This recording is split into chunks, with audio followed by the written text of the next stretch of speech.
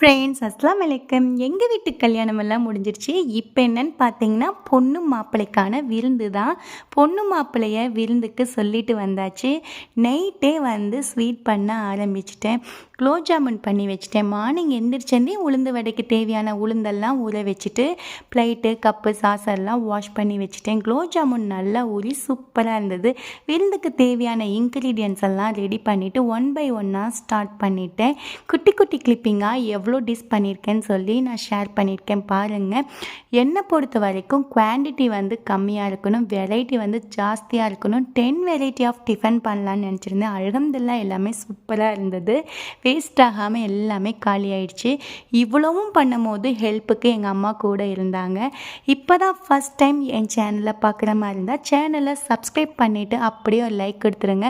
பர்சனலாக கீமா பரோட்டா ரொம்ப சூப்பராக இருந்துச்சு. இதோட ரெசிபியை மறக்காமல் உங்களுக்கு நான் ஷேர் பண்ணுறேன். எங்கள் அம்மா ஸ்பெஷல் முட்டை பாலாடை ட்ரெடிஷ்னலாக சூப்பராக பண்ணுவாங்க.